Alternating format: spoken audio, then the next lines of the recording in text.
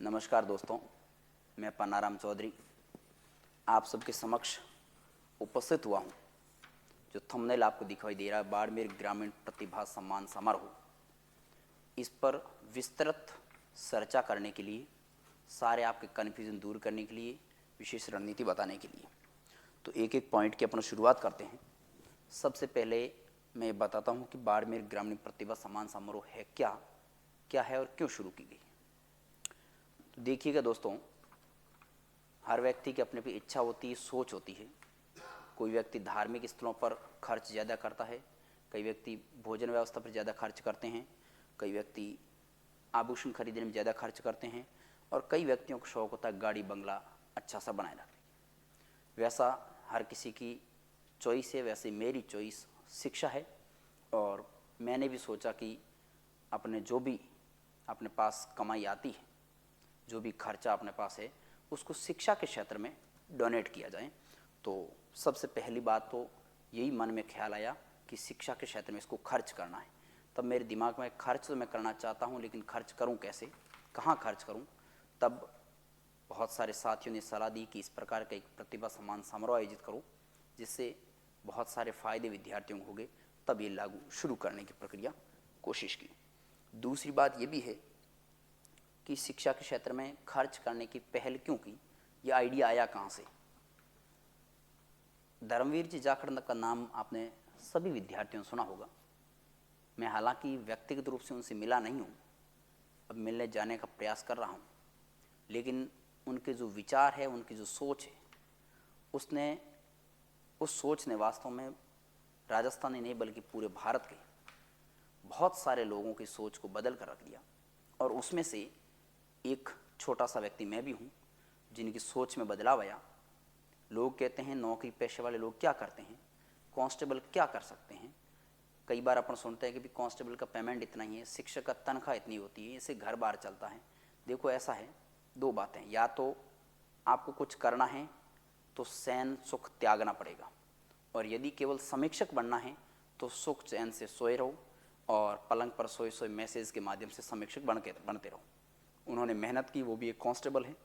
Constable के ओहदे पर रहते हुए वो गरीबी झुग्गी झोपड़ी में रहने वाले विद्यार्थियों को इतने व्यापक स्तर पर पढ़ाना अपने आप में बहुत अनूठा और अनुकरणीय उदाहरण है। सरकार चाहे तो भी ऐसा प्रयास नहीं कर सकती, लेकिन कहते हैं ना, जनता में ताकत होती है, और वो एक जन है, और उन्होंने जन से जनता को जोड़ा है और एक ताकत को सार्थक किया है।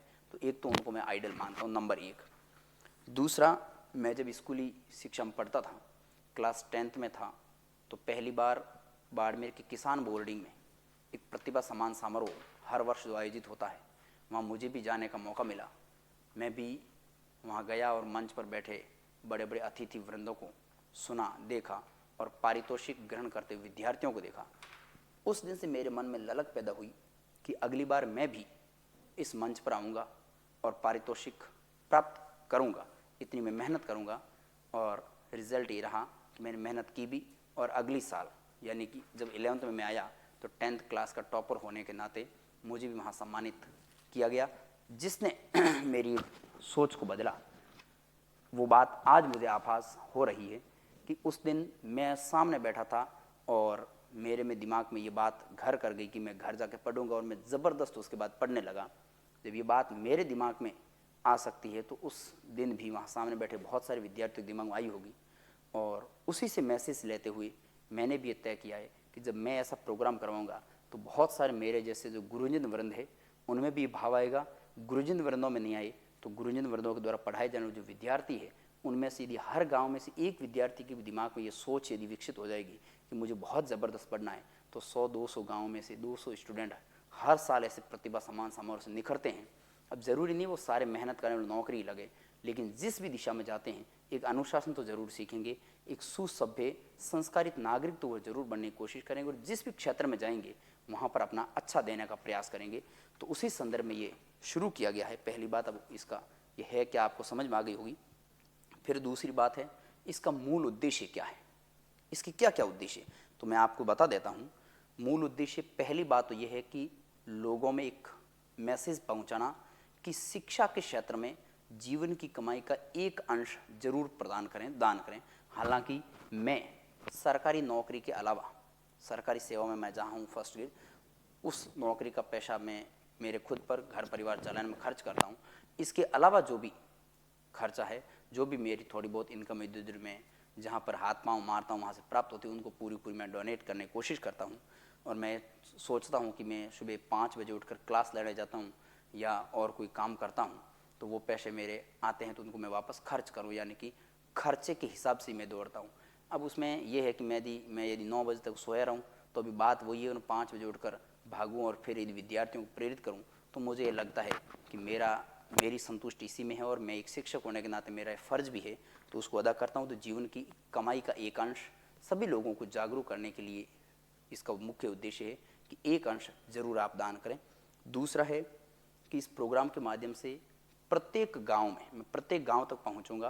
प्रत्येक गांव से न्यूनतम एक विद्यार्थी, जितने अधिक होंगे वो बहुत अच्छी बात है, लेकिन कम से कम एक विद्यार्थी को मैं इतना तैयार करूं शिक्षा के प्रति कि उस गांव के अंदर ऐसे प्रोग्राम वगैरह, शैक्षिक सम्मेलन वगैरह होते हैं, शिक्षा से संबंधित कोई भी प्रोग्राम हो, उसमें शिक्षा से जुड़ी हुई बातें कहें। जब बार बार अपन उसके बारे में बात करते रहेंगे तो आज नहीं तो कल, कल नहीं तो परसों, यानी साल 2 साल 3 साल 4 साल 5 साल में धीरे धीरे माहौल तो वहाँ जरूर बनेगा। तो कोई ना कोई कहीं से शुरुआत करनी होगी और अपने जैसे युवा यदि चाहे तो बहुत कुछ कर सकते हैं। तो सबसे बड़ी बात तो ये कि प्रत्येक गाँव के युवा में शिक्षा के प्रति एक सकारात्मक सोच विकसित करना है। तीसरा काम ये भी है कि सामाजिक सौहार्द को बढ़ावा देना। कई बार अलग अलग समाज के हिसाब से प्रोग्राम होते हैं, बहुत अच्छी बात है।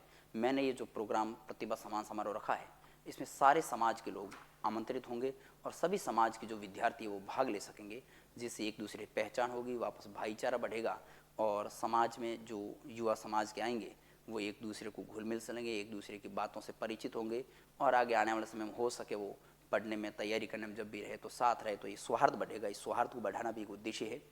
इसके अलावा इस समारोह का मूल उद्देश्य है कि जब एग्ज़ाम कंप्लीट होगा, एग्ज़ाम के बाद में पेपर वगैरह रिजल्ट आएंगे, रिजल्ट में जो प्रतिभागी होंगे उन सभी को सम्मानित करना। सम्मान में एक पेन भी खूब होता है ना, लेकिन मैं मेरी तरफ से मैंने आपको कहा कि आपको बहुत अच्छा पारितोषिक सम्मान समारोह में करवाऊंगा और उसमें न केवल बाड़मेर बल्कि राजस्थान के जाने माने शिक्षाविदों को आमंत्रित कर यहाँ मंच पर लाने का प्रयास करूंगा, ताकि उनके द्वारा कही गई एक एक बात अपने जीवन में कारगर साबित हो। सामने जितने भी विद्यार्थी बैठे होंगे उनमें से यदि 100 200 या 10 20 50 विद्यार्थियों के माइंड में ये बात फिट हो जाती है कि मुझे बाकायदा इतनी मेहनत करनी है, मुझे सामने जो मंच है वहाँ शिक्षाविद जो लोग बैठे हैं, यानी शिक्षाविद भी हो सकते हैं, उसमें बिजनेसमैन भी हो सकते हैं, उसमें लोक कलाओं संगीत से संबंधित लोग भी हो सकते हैं, तो मैं जिसकी जैसी रुचि होगी उस क्षेत्र में उसकी रुचि उत्पन्न होगी, तो मैं भी वहाँ पर बैठूंगा आगे कभी भी और लोगों को प्रेरणा दूंगा, लोगों को शिक्षित करूंगा, लोगों को मंच पर जाकर भाषण दूंगा। यही विद्यार्थियों की इच्छा होती है और उसी इच्छा को पालन करने के लिए, उसी इच्छा की अनुपालना पूरी हो, इसके लिए मैं ये प्रयास करूंगा। अगली बात है, समस्त जो गुरुजन हैं उन समस्त गुरुजनों को मैं आमंत्रित करूंगा। आमंत्रित करेंगे स्नेह मिलन के हिसाब से भी कार्यक्रम के होगा और एक दूसरे से पहचान भी होगी। अगली बात है विद्यार्थियों की पहचान करना। प्रत्येक गांव से या उस परीक्षा में जो विद्यार्थी आएंगे, परीक्षा देने में उसको रिजल्ट देखेंगे, उसके माध्यम से मुझे कुछ विद्यार्थियों की पहचान हो जाएगी और उन विद्यार्थियों के लिए राजस्थान के किसी भी कोने में जहाँ पर भी वो कोचिंग करने के लिए जाएंगे या पढ़ने के लिए जाएंगे, किसी भी कोचिंग में जाए, कहीं पर भी जाए, तो उसकी अपना हेल्प कर सकें भामाशाहों के माध्यम से। वहाँ उस क्षेत्र विशेष में रहने वाले जो जितने भी भामाशाह बड़े पदासीन जो लोग हैं उन लोगों के सहयोग से, क्योंकि एक अकेले से कुछ नहीं, टीम भावना से काम होता है। जब इतने अच्छे लोगों से पहचान हो जाएगी तो धीरे धीरे अपने इसका दायरा बढ़ाएंगे। यदि एक भी विद्यार्थी की मदद होती है, चाहे वो BSTC कॉलेज में हो, PTT कॉलेज में हो, चाहे कोई RS की तैयारी करने जाए, UPSC की तैयारी करने जाएँ, किसी शिक्षक भर्ती की तैयारी करने जाएँ, गाँव से उठकर गरीब व्यक्ति वहाँ पर जाता है तो फीस के आड़े आने की वजह से उसकी इच्छा है वो दब न जाए कि मेरी फीस मेरे पास नहीं है और मैं कोचिंग वहाँ करने से बच रहा हूँ, तो उसका भी अपन समाधान करने की कोशिश करेंगे। मान लो किसी संस्थान की फ़ीस अधिक है तो वहाँ पर उसके हाथ जोड़ेंगे, पाँव पड़ेंगे, ताकि जो फीस है उसमें थोड़ा रिलैक्शन मिले, ये भी अपन प्रयास करेंगे।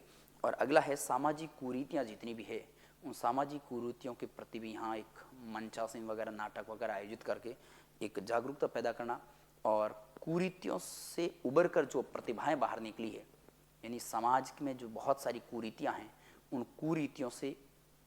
कुरीतियों को पीछे छोड़कर जो आगे निकले हैं उन लोगों को मंच पर लाएंगे और उनकी कहानियाँ बयां करवाएंगे कि वाकायदा, ताकि जो बेटियां हैं, महिलाएं हैं या बहुत सारे लड़के भी हैं, उन परिस्थितियों को कोसते हैं, उन परिस्थितियों के कारण पीछे रह जाते हैं, ताकि उनको भी एक मनोबल मिले, हौसला मिले।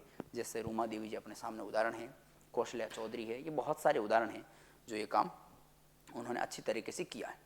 उसके बाद में सोशल मीडिया का सदुपयोग कैसे करना है, मैंने कौशल्या जी का भी नाम लिया कि सोशल मीडिया बहुत सारे लोग चलाते हैं, लेकिन उन्होंने सोशल मीडिया के माध्यम से अपनी प्रतिभा का लोहा मनवाया है। तो वैसे ही बहुत सारे ऐसे इन्फ्लुएंसर होंगे सोशल मीडिया के जिनको अपन बुलाएंगे, ताकि वो सोशल मीडिया के सदुपयोग क्या है उस दिशा में बात कर सकें।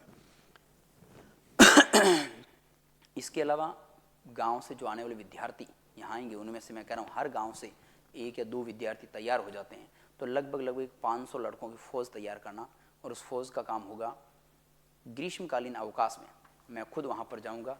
ग्रीष्मकालीन अवकाश में जो भी गांव हैं, प्रत्येक गांव के अंदर 10-10 दिन, 15-15 दिन, 5-5 दिन, 7-7 दिन विद्यार्थियों की मैं यहाँ से मेंबर भी भेजूँगा, टीम भेज दूँगा। वहाँ विद्यार्थी रहेगी कि हर घर घूमकर घर घर अभियान चलाएंगे, डोर टू डोर, और शिक्षा की एक अलग जगाने का प्रयास करेंगे। और शिक्षा की अलग भी वहाँ जगेंगे जहाँ पर बिल्कुल निम्न तबका निवास करता है, जिनको शिक्षा के प्रति वास्तव में जागरूकता नहीं है, या वो शिक्षा को एक श्राप की तरह देखते हैं। कई बार सोशल मीडिया के माध्यम से कुछ गतिविधियाँ होती है जिसमें लड़कियों को शिक्षा देना, पढ़ाना, वो एक नाइंसाफ़ी सी समझते हैं। उनमें भी एक अच्छी और सकारात्मक सोच का विकास करेंगे।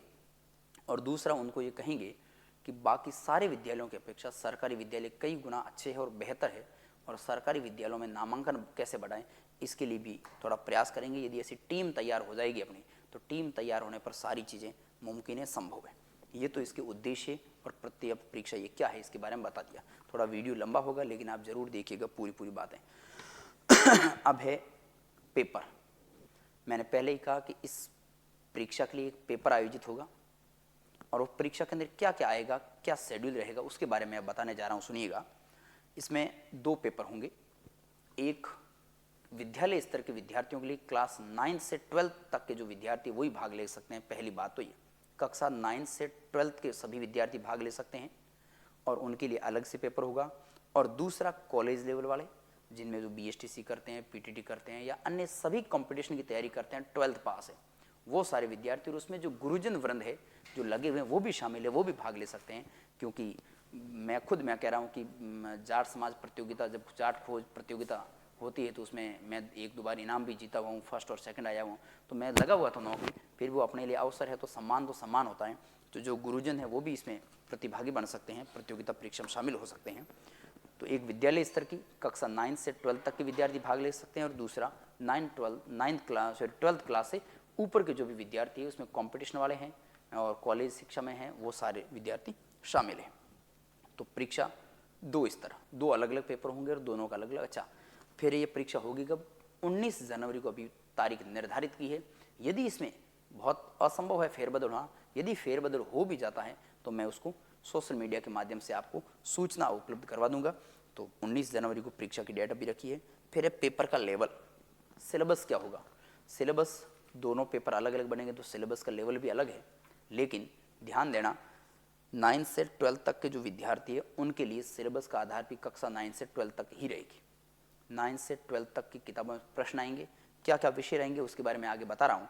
और जो कंपटीशन वाले विद्यार्थी है आपके लिए भी NCERT की रहेगी। हालांकि प्रश्नों की प्रकृति दोनों में थोड़ा सा चेंजिंग होगा, थोड़ा परिवर्तन होगा, लेकिन होगा दोनों के स्तर NCERT बेस्ट होगा।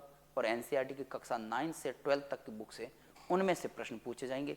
अब कौन कौन से प्रश्न हैं, किस किस विषय से पूछे जाएंगे, वो मैं अभी बताने जा रहा हूँ। सुनना, परीक्षा सिलेबस ये है, टोटल 100 क्वेश्चन होंगे, 100 प्रश्नों का एक पेपर होगा। 50 क्वेश्चन तो उसमें आर्ट्स विषय से होंगे, जिसमें हिस्ट्री भी होगी, आर्ट एंड कल्चर होगी, ज्योग्राफी होगी, इकोनॉमिक्स होगी और पॉलिटी होगी। अब इसमें भारत और राजस्थान दोनों का GK शामिल होगा। अब उसमें भी मैं एक और बात बता दूं कि अपन राजस्थान के हैं तो उसमें से 50 प्रश्नों में से लगभग 35 प्रश्न के आसपास राजस्थान का आएगा और 15 सवाल के आसपास इंडिया का GK आएगा। इंडिया का GK NCERT बेस्ट किताबें 9 से 12 तक रहेगी। राजस्थान की GK है उसका भी आधार 9 से 12 तक की NCERT और राजस्थान GK वाली जो किताबें चलती हैं उनमें से आएगा। तो 35 और 15 का वेटेज रहेगा 50 प्रश्नों में जीके वाले में। फिर जो अगले 50 प्रश्न है वो बहुत महत्वपूर्ण है, ध्यान दीजिएगा। उसे 5 सवाल कंप्यूटर, बेसिक कंप्यूटर के पूछे जाएंगे, 5 प्रश्न साइंस के पूछे जाएंगे, 10 प्रश्न हिंदी व्याकरण के पूछे जाएंगे और 10 प्रश्न इंग्लिश व्याकरण के पूछे जाएंगे। 10 सवाल रीजनिंग और गणित दोनों को मिलाकर पूछे जाएंगे, 5 गणित के और 5 रीजनिंग के हो गए। ये तो हो गए 40 प्रश्न। 10 प्रश्न बहुत इंपॉर्टेंट है। इसमें जो क्षेत्रीय, अपने जिस क्षेत्र में अपन रहते हैं यानी बाड़मेर की बात कर रहा हूँ, 10 प्रश्न स्पेशल बाड़मेर से संबंधित पूछे जाएंगे। और उन प्रश्नों के अंदर किनको शामिल किया जाएगा? बाड़मेर के संदर्भ में आर्ट और कल्चर से संबंधित प्रश्न हो सकता है। बाड़मेर के बड़े बड़े लोग जो पदासीन हैं, विपरीत परिस्थितियों में रहते हुए उच्च ओहदों तक पहुँचे, उनसे संबंधित हो सकते हैं। बाड़मेर के स्थानीय जो लोक देवता वगैरह उनसे संबंधित हो सकते हैं। ठीक है, जिस भी समाज, अलग अलग समाज में शैक्षणिक दृष्टि से समाज में सुधार करने वाले जो लोग हैं उनके बारे में प्रश्न पूछे जा सकते हैं। तो 10 प्रश्न ये टोटल 50 आर्ट्स वाले मैंने बता दिया, उसमें 35 राजस्थान के रहेंगे, 15 इंडिया के जीके रहेंगे, फिर ये 50 है, इसका मैंने वर्गीकरण आपको बता दिया है। ठीक है, इस वीडियो को आप सुनोगे बात पूरी समझ में आ जाएगी। परीक्षा सिलेबस हो गया, पेपर हो गया, परीक्षा हो गई। आप कहोगे परीक्षा देंगे कैसे? इस परीक्षा को देने के लिए आपको एक फॉर्म भरना पड़ेगा। वो फॉर्म हालांकि ऑफलाइन है, उसकी 3 सेंटर हमने बनाए हैं, और भी सेंटर बना सकते हैं, बनाएंगे, मैं अलग से जानकारी दे दूंगा। ब्लॉक स्तर तक भी यहाँ मैं प्रक्रिया ले जा सकता हूँ। अलग अलग विद्यालयों में जो गुरुजन वृंद है उनसे तो मैं संपर्क करूँगा ही। तो एक तो फॉर्म भरना पड़ेगा आपको। उस फॉर्म में आपको आधार कार्ड की जानकारी और अपने जन्म से संबंधित, माता पिता से संबंधित जो इन्फॉर्मेशन है उसके बारे में आपको सूचना देनी है। फिर क्या करना है? फिर फॉर्म जो भरोगे उसकी 100 रुपये फीस होगी। 100 रुपये फीस इसलिए रखी है कि निःशुल्क कोई भी विषय वस्तु होती है तो इसकी फिर वैल्यू घट जाती है। और मैंने कई बार पहले भी ट्राई की है, लेकिन बिना शुल्क की कोई भी आप काम करते हो उसको लोग इतने तवज्जो नहीं देते, कितना भी अच्छा करो। तो 100 रुपये फीस रहेगी। अब फॉर्म जो है, यदि दूर के विद्यार्थी नहीं पहुंच पाते हैं तो आपके लिए सुविधा ये है, मैं मोबाइल नंबर नीचे भेज रहा हूँ, या मेरे खुद के मोबाइल नंबर किसी के पास हो तो, नहीं तो मैं यहाँ भी बता दूंगा आपको लास्ट मोबाइल नंबर। उन मोबाइल नंबर पर व्हाट्सएप मैसेज कर देना, फ़ोन कॉल कर देना, ताकि आपको वहाँ से फॉर्म की PDF मिल जाएगी। और वो PDF आप कभी भी आते जाते जमा करवा देना। एक तो ये ऑप्शन है, या दूसरा आप फ़ोन कर देना, हमारे यहाँ स्टाफ बिठा रखे हमने, वो आपका फॉर्म यहाँ भर देंगे, डिटेल आप भेज देना, वो व्हाट्सएप, आधार कार्ड व्हाट्सएप पर मांगेंगे, आप भेज देना, और शुल्क है वो निश्चित शुल्क जमा करवा देना, आपका रजिस्ट्रेशन वहाँ पर हो जाएगा। परीक्षा के बारे में आपको सूचना है वो दे दी जाएगी, और आपका जो एडमिट कार्ड है वो तैयार करके फ़ोन पर भेज दिया जाएगा। ये है। दूसरा, ये फॉर्म कहाँ पर मिलेंगे इसके बारे में ध्यान से सुनना। अभी 3 सेंटर है। एक तो सरोकार क्लासेज का जो मेन ऑफिस है रिको पुलिस थाना के पास ओम कंप्यूटर के पीछे, वहाँ पर फॉर्म उपलब्ध है। दूसरा, सिंदरी चौराहे के पास हमारी क्लास चलती है, वहाँ पर हमारा दूसरा ऑफिस है सरोकार क्लासेज, कृषि मंडी के सामने आहार भोजनालय के जस्ट पीछे, वहाँ पर आपको फॉर्म उपलब्ध हो जाएंगे। और तीसरा, एक दोस्त है बजरंग ई मित्र, जो सदर पुलिस थाना से जस्ट आगे महाराजा स्कूल वाली जो गली है, उस गली के कॉर्नर पर बजरंग ई मित्र सर्विस सेंटर है, वहाँ पर फॉर्म उपलब्ध है, वहाँ से भी आप ले सकते हैं। तो जो भी उस एरिया के विद्यार्थी वो ज़्यादातर वहाँ पर भर लें। और भी अधिक जानकारी आपको प्राप्त करनी हो तो मुझे आप फ़ोन कर देना, मैसेज कर देना। इसके अलावा खेत सिंह जी सुतार सर हमारे जो है, उनके मोबाइल नंबर मैं अभी आपको दे दूँगा, उनको आप मैसेज कर देना, वो आपको फॉर्म की PDF उपलब्ध करवा देंगे। ये इतनी बातें तो आपको समझनी पहले। फिर अलग क्या बात है? अलग बात यह है कि इस परीक्षा का फ़ायदा क्या है, विद्यार्थी जो भाग लेने आएंगे या जो परीक्षार्थी परीक्षा देंगे उसके क्या फ़ायदे हो सकते हैं। तो पहली बात तो फ़ायदा इसका ये है कि समाज के अंदर एक पॉजिटिव मैसेज जाएगा। नंबर 1, समाज का मतलब यहाँ मानव समाज है, किसी एक जाति विशेष की समाज से मत लगाना प्लीज़, मानव समाज से हैं, क्योंकि शिक्षक की कोई एक जाति नहीं होती, शिक्षक में सारे विद्यार्थी होते हैं, वो हमारे प्रिय होते हैं, हमारी समाज से हम उसको मानते हैं। तो एक तो समाज में अच्छा मैसेज जाएगा, ये तो बात है ही। दूसरा, इसमें दिव्यांग, विधवा और अनाथ जो बालक हैं उनकी मैं एक अलग से लिस्ट तैयार करूंगा, और आने वाले समय में भामाशाहों के सहयोग से या कोचिंग संचालक जितने भी लोग, उनके सहयोग से इनकी शिक्षा के लिए क्या रणनीति बनाई जा सकती है, इनमें से यदि कोई विद्यार्थी पढ़ना चाहता है तो उसके लिए क्या किया जा सकता है, यदि इनमें से कोई व्यक्ति अपना खुद का कोई काम धंधा करना चाहता है, किस फील्ड में उसकी रुचि है, वो यदि करना चाहता है तो उसके लिए अपने भामाशाहों के सहयोग की मदद से या अन्य जो भी गुरुजन वृंद है या अन्य जो भी सोसाइटीज़ है, संस्थाएं हैं, उनकी मदद लेकर उनकी कैसे हेल्प कर सकते हैं, एक तो ये काम करेंगे। दूसरा, इस प्रतियोगिता में भाग लेने वाले और इसको टॉप करने वाले, एक तो टॉप करने वाले वो तो है ही, और दूसरे भाग लेने वाले गरीब विद्यार्थी, वो जहाँ कहीं भी कोचिंग वगैरह करेंगे, जिस भी ज़िले में जाएंगे या राज्य से बाहर दिल्ली तरफ भी मूव कर सकते हैं, या ज़िले के अंदर भी जिस भी कोचिंग संस्थान में जाएंगे, तो वहाँ हमारा ये प्रयास रहेगा कि उन कोचिंग संचालकों से मिलकर, उनसे बात कर कर इस बच्चे की जो भी है उसकी वास्तविक पारिवारिक स्थिति का आकलन करके उनसे हाथ जोड़कर विनती करेंगे कि विद्यार्थी की प्रार्थना सुननी जरूरी है, तो उसमें फीस में अपन रिलैक्शन दिलवाने की कोशिश करेंगे। ये सारा भविष्य के गर्भ में है। यदि विद्यार्थियों की इच्छा हुई और हमें यदि इस बारे में अवगत करवाया गया, तो आज से पहले भी हमने हेल्प की और आगे भी भगवान करे हेल्प करवाता रहे। एक तो ये है। तीसरा मूल उद्देश्य यही है कि मुझे 500 स्टूडेंट तैयार करने हैं, और वो गाँव के अंदर छुट्टियों के अंदर ग्रामीण क्षेत्र में जो वहाँ पर जाना है, और वहाँ पर जाके हर विद्यार्थी 1 या 2 दिन मुझे देगा, और अवकाश जब होंगे, छुट्टियां हैं, तो ग्रीष्मकालीन अवकाश में वहाँ पर जाएंगे और सरकारी विद्यालय में नामांकन कैसे बढ़ाएं, इसके लिए हम प्रयास करेंगे। अब देखो 500 साथी जो जुड़ते हैं, अब उन पर है कि वो हमारा सहयोग कर पाते हैं कि नहीं करते हैं। पहली बात तो जुड़ने की है, मैं बात कर सकता हूँ, लेकिन यदि किसी के दिमाग में ऐसा हो कि वास्तव में अपने एक मंदिर की तरफ न जाकर, एक जो नशे की प्रवृत्ति उसकी तरफ न जाकर, एक शिक्षा जैसे पवित्र कार्य को चयनित करके इस काम को चिन्हित किया है, और अपनी एक अंशदान राशि देकर शिक्षा को सफल बनाने के लिए, शिक्षा के महत्व को बढ़ाने के लिए, लोगों तक शिक्षा का इम्पोर्टेंस क्या है इसको पहुंचाने के लिए यदि काम कर रहे हैं, तो आशा ही नहीं, पूर्ण विश्वास और उम्मीद है कि बहुत सारे विद्यार्थी मेरे से जुड़ेंगे, बहुत सारे गुरुजन वृंद भी इससे जुड़ेंगे। ये मूलभूत फायदे ये तीनों हैं। विद्यार्थी को फायदा हो जाएगा, ग्रामीण क्षेत्र में सरकारी संस्थाएं उनमें भी अपना नामांकन बढ़वाएंगे। आप दोस्तों सब जानते हैं, यदि विद्यालयों में जब नामांकन ही नहीं होगा तो पोस्टें क्रिएट कैसे होगी, है ना। तो एक गांव में एक पोस्ट भी यदि 10-15 स्टूडेंट ज़्यादा बढ़ते हैं और उससे L1 की एक पोस्ट भी क्रिएट होती थी, बहुत अच्छी बात है। तो धीरे धीरे बूंद बूंद से घड़ा भरता है। अब अगली बात यह है कि एक हेल्पलाइन नंबर मैं जारी कर रहा हूँ, जिसमें एक तो नंबर मेरे खुद के हैं और एक हमारे साथी मेरे सहयोगी प्रिय मित्र खेत सिंह जी सुथार सर के हैं। आप कभी भी कोई भी काम हो, या आप हमारी टीम का हिस्सा बनना चाहो, या आप ये चाहो कि सर हम भी इसमें आपका सहयोग करना चाहते हैं, फॉर्म भरवाने से लेकर लगाकर कार्यक्रम को सफल बनाने तक संपूर्ण काम में 1% भी यदि आप हिस्सेदारी देना चाहते हैं, तो हम आपके बहुत बड़े ऋणी और कृतज्ञ रहेंगे, और हमारा भी काम आसान होगा। काम जो हो रहा है प्रोग्राम वो और अधिक सफल होगा। तो उसके लिए मैं हेल्प नंबर अभी आपको यहाँ बता दूंगा, लिख दूंगा बोर्ड पर। दूसरा, ये सम्मान समारोह कब होगा?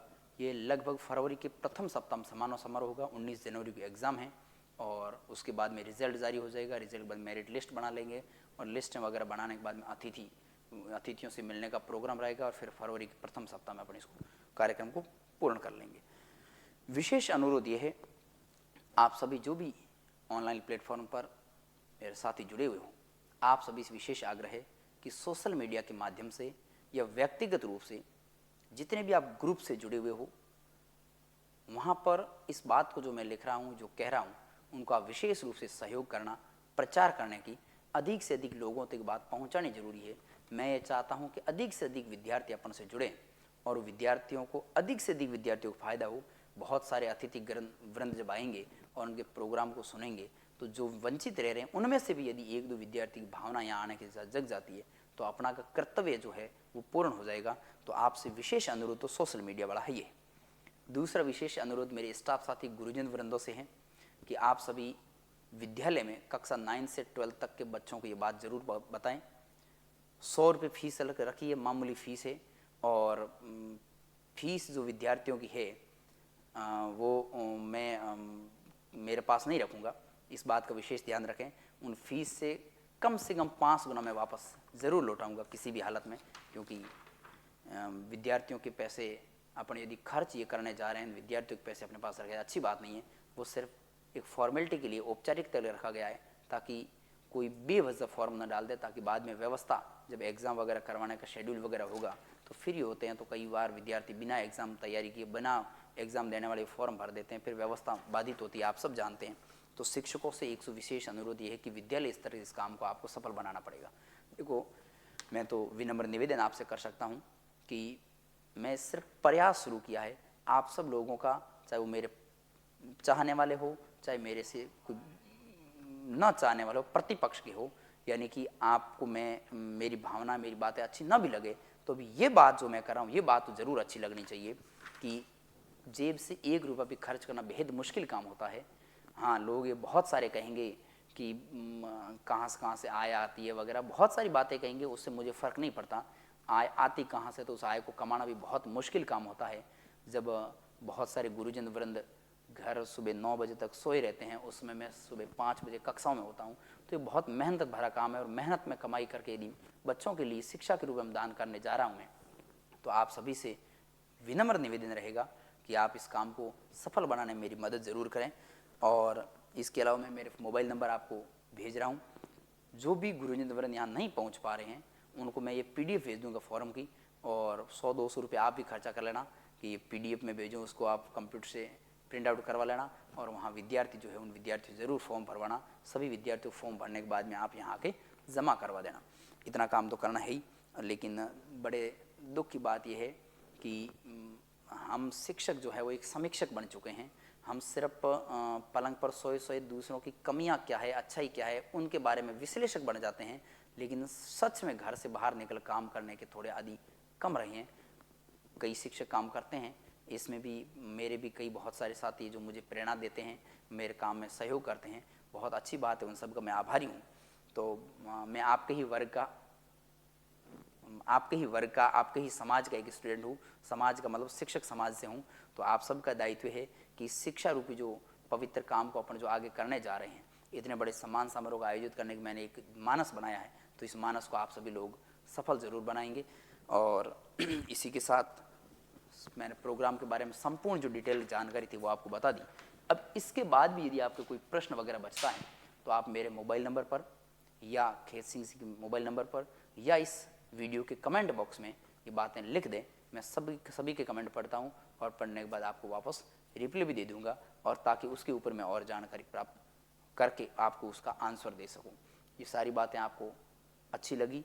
इन अच्छी लगने का जो रिज़ल्ट है वो अपने को मिलना चाहिए। रिज़ल्ट ये है कि बाड़मेर में पहली बार इतना बड़ा मैं प्रतिभा सम्मान समारोह करवाने जा रहा हूँ, और यदि आप सभी लोग चाहें तो बहुत अच्छा और भव्य प्रोग्राम हो सकता है। और राजस्थान के अन्य जिलों में और बाड़मेर के बहुत सारे ग्रामीण प्रतिभाओं के अंदर ये एक माहौल बनाने का काम करेगा।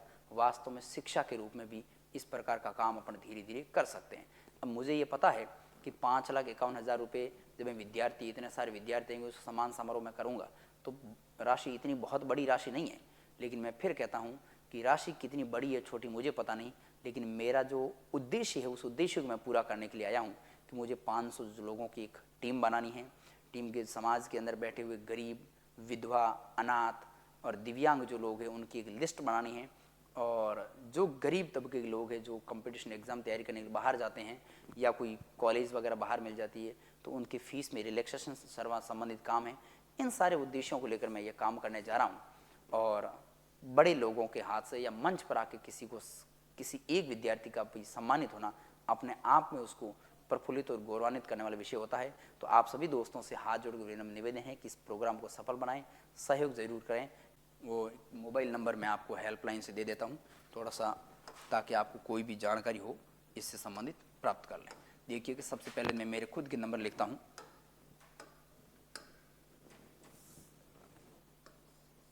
95877484 और 43, ये मेरे खुद के नंबर है।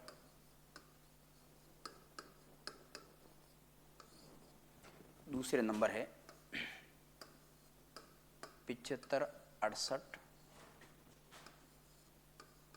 34 26 03, ये खेत सिंह सुथार सर के हैं।